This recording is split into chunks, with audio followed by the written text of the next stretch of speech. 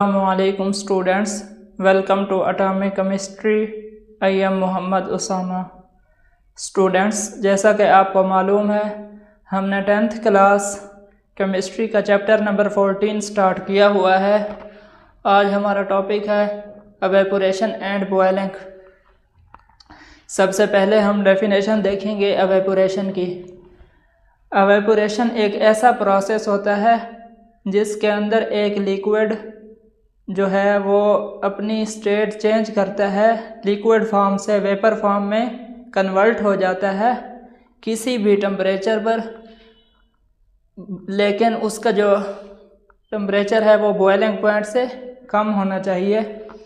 तो रीड करते हैं. It is the process in which a liquid changes into vapours from its surface at all temperature below its boiling point. यानी एक liquid जो है वो अपनी सरफेस से, सतह से वेपर की फॉर्म में कन्वर्ट हो गए जो लीव कर देता है, एस्केप कर जाता है लिक्विड की सरफेस को. एग्जांपल है हमारे पास, एक्सप्लेन करेंगे इसको. हमने एक ओपन कंटेनर लिया, उसके अंदर लिक्विड वाटर लिया. तो हम ये नोट करते हैं कि ओपन कंटेनर के अंदर जो लिक्विड वाटर है वो वेपर फॉर्म में एस्केप कर रहा है, उसके जो वाटर के मॉलिक्यूल्स हैं वो बाहर निकलते जा रहे हैं.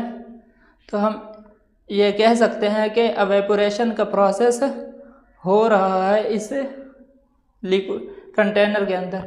This process occur slowly and silently. तो ये बात है कि एवेपोरेशन का जो प्रोसेस है वो आहिस्ता से और खामोशी से होता है. The level of water in container gradually decreases due to evaporation. अब जैसे जैसे वाटर के जो मॉलिक्यूल्स हैं वो वेपर फॉर्म में कन्वर्ट होते जाएंगे, तो इस तरह से लिक्विड जो वाटर है उसका लेवल कम होता जाएगा.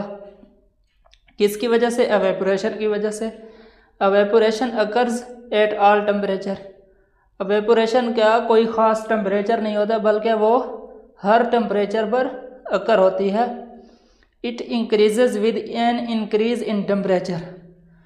अब जो एवेपोरेशन का प्रोसेस है वो टेम्परेचर के बढ़ने से इंक्रीज़ होता है, बढ़ता है. तो हम कह सकते हैं evaporation is directly proportional to temperature, क्योंकि molecules with high kinetic energy escape more easily from the liquid surface.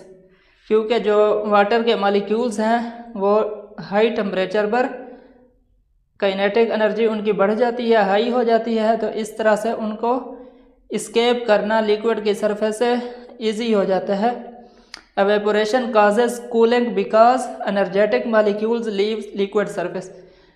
क्योंकि टेम्परेचर बढ़ने की वजह से काइनेटिक एनर्जी हाई हो जाती है, तो ज़्यादातर मॉलिक्यूल्स जो है वो लिक्विड की सरफेस को लीव कर जाते हैं. इस तरह से एवेपोरेशन जो है वो ठंडक का बायस बनती है, वजह बनती है.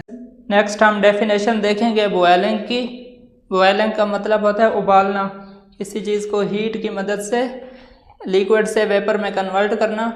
It is the process in which a liquid changes into gas. यानी बॉयलिंग एक ऐसा प्रोसेस है जिसके अंदर हम एक लिक्विड को गैस में कन्वर्ट करते हैं through out the entire liquid. मुकम्मल तौर पर एक लिक्विड को एट अ फिक्स टेम्परेचर, एक ख़ास टेम्परेचर पर, जिसको हम नाम देते हैं called the boiling point. Evaporation के अंदर और बॉइलिंग के अंदर क्या डिफरेंस है? Evaporation occurs at all temperature below its boiling point. लेकिन जो बॉइलिंग है वो फिक्स टेम्परेचर पर होती है, जो कि बॉइलिंग पॉइंट कहलाता है. एग्जाम्पल है हमारे पास, एक ओपन कंटेनर के अंदर हमने लिक्विड वाटर लिया, उसको हमने हीट किया. जो लिक्विड के मॉलिक्यूल्स हैं वो वेपर फॉर्म में कन्वर्ट होते जाएंगे तेज़ी के साथ. अब एक्सप्लेन करते हैं इस प्रोसेस को. When a liquid is heated continuously. जब हम एक लिक्विड को मुसलसल तौर पर हीट करेंगे, it's molecules gain kinetic energy. तो मॉलिक्यूल्स जो हैं वाटर के, उनके अंदर काइनेटिक एनर्जी आ जाएगी. एट अ सर्टेन टेम्परेचर, एक ख़ास टेम्परेचर पर, the molecules acquire enough energy. जो लिक्विड के मॉलिक्यूल्स हैं वो हासिल कर लेते हैं काफ़ी सारी energy to change into vapours, ताकि वो तब्दील हो सके लिक्विड से वेपर्स में। Bubbles are formed throughout the liquid, liquid के ऊपर मुकम्मल तौर पर बबल्स बन जाते हैं ड्यूरिंग बॉयलिंग, बॉयलिंग के दौरान। द टेम्परेचर रिमेन्स कांस्टेंट, तो जब बॉयलिंग होती है तो उस दौरान टेम्परेचर जो है वो कांस्टेंट रहता है during boiling, because the supplied heat, क्योंकि जो हीट हम मुहैया कर रहे हैं इस लिक्विड को वो इस्तेमाल हो रही है, is use to change the liquid to into gas, क्योंकि वो एक लिक्विड को गैस में तब्दील करने के लिए इस्तेमाल हो रही है। स्टूडेंट्स, नेक्स्ट हम difference between evaporation and boiling point discuss करेंगे, जो कि एक इम्पोर्टेंट शॉर्ट क्वेश्चन है। फर्स्ट पॉइंट है evaporation is a surface phenomena, evaporation जो है वो सरफेस फिनोमिना यानी लिक्विड की सतह के ऊपर होता है, जबकि boiling occurs through out the liquid, जो बॉयलिंग है वो मुकम्मल तौर पर लिक्विड में होता है, यानी एक लिक्विड को मुकम्मल तौर पर वेपर्स में कन्वर्ट कर देती है। अब एवेपोरेशन की बात करें तो it occurs at all temperature, evaporation का प्रोसेस किसी भी टेम्परेचर पर वकूफ़ पज़ीर होता है, but boiling is occur at only fixed temperature, that is called boiling point. जो बॉयलिंग है वो सिर्फ फिक्स टेम्परेचर पर होती है, जिसे हम बॉयलिंग पॉइंट कहते हैं। Evaporation is a slow process while boiling is a rapid process, boiling क्या है, तेज़ प्रोसेस है। Evaporation causes and produce cooling, evaporation जो है वो कूलिंग प्रोड्यूस करती है या वजह बनती है, जबकि boiling does not produce cooling, cooling को पैदा नहीं करती। एवेपोरेशन के लिए हमें लेस एनर्जी रिक्वायर होती है, जबकि बॉयलिंग के लिए मुसलसल एक्सटर्नल हीटिंग की ज़रूरत होती है, यानी हाई फॉर्म में हमें एनर्जी चाहिए होती है हीट की, ताकि वो हीट जो है वो लिक्विड को एवेपोरेट कर सके। नेक्स्ट हेडिंग है हमारे पास effect of external pressure on evaporation, यानी एवेपोरेशन के ऊपर बैरोनी प्रेशर का क्या असर होता है। The rate of evaporation depends upon external pressure, evaporation का जो रेट है या शरह है वो इन्हिसार करती है बैरोनी प्रेशर के ऊपर। Evaporation is inversely proportional to external pressure, यानी एवेपोरेशन एक उलट प्रोसेस है किसके, एक्सटर्नल प्रेशर के। अगर हम ये कहें कि एक्सटर्नल प्रेशर लो है, डिक्रीज़ कर रहा है, तो एवेपोरेशन जो है वो इंक्रीज़ करेगी। इसी तरह से अगर एक्सटर्नल प्रेशर वो बढ़ जाए तो एवेपोरेशन का प्रोसेस लो हो जाएगा, यानी एक दूसरे के उलट हैं।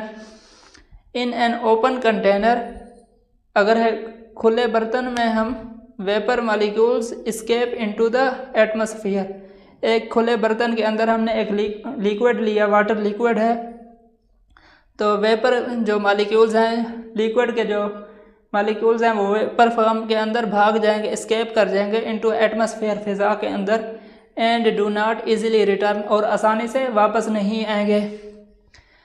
हायर एक्सटर्नल प्रेशर, लेकिन अगर हम ये कहें कि उसका कंटेनर का जो बर्तन का ढक्कन है हम क्लोज कर दें, तो इससे क्या होगा, pushes vapour molecules back to the liquid. इस तरह से जो हायर एक्सटर्नल प्रेशर है, बैरोनी प्रेशर ज़्यादा होने की वजह से वेपर मॉलिक्यूल्स दोबारा से धकेले जाएंगे लिक्विड की सरफेस की तरफ, जो कि बनाएंगे मेकिंग एवेपोरेशन डिफ़िकल्ट, जिससे एवेपोरेशन जो है वो मुश्किल हो जाएगी। नेक्स्ट हेडिंग है हमारे पास effect of external pressure on boiling, यानी बॉयलिंग करने पर एक्सटर्नल प्रेशर का क्या असर होता है। पॉइंट नंबर 1 है the boiling point of a liquid depends upon atmospheric pressure, किसी भी लिक्विड का जो बॉयलिंग पॉइंट है वो इन्हिसार करता है एटमॉस्फेरिक प्रेशर के ऊपर। किस तरह से? Atmospheric pressure is directly proportional to boiling point, यानी एटमॉस्फेयर जो प्रेशर है वो अगर बढ़ेगा तो बॉइलिंग पॉइंट भी इंक्रीज़ करेगा, अगर बॉइलिंग पॉइंट डिक्रीज़ करेगा तो एटमॉस्फेरिक प्रेशर भी डिक्रीज़ करेगा, एक दूसरे के डायरेक्टली प्रोपोर्शनल हैं। एग्जांपल है हमारे पास, in Karachi water boils at 100 degree Celsius because atmospheric pressure is normal. Karachi के अंदर जो पानी है वो 100 डिग्री टेम्परेचर पर बॉयल्स होता है। क्यों? क्योंकि एटमॉस्फेरिक प्रेशर जो है वो नॉर्मल होता है। किसकी वजह से? सी लेवल की वजह से। जबकि हमारा जो शुमाली इलाका जात है, जैसा कि मर्री की एग्जांपल है बुक के अंदर, एटमॉस्फेरिक प्रेशर इज़ लोअर, वहाँ पर जो सतह समंदर है वो बहुत ज़्यादा नीचे है, पहाड़ों की वजह से जो एटमॉस्फेरिक प्रेशर है वो लो हो जाता है। तो so water boils at about 98 degree Celsius. तो स्टूडेंट्स, उम्मीद करता हूँ आपको इस लेक्चर की समझ आई होगी। अगर आपका कोई क्वेश्चन हो तो आप कमेंट सेक्शन में ज़रूर पूछिएगा। मिलते हैं नेक्स्ट वीडियो में। अल्लाह हाफिज़।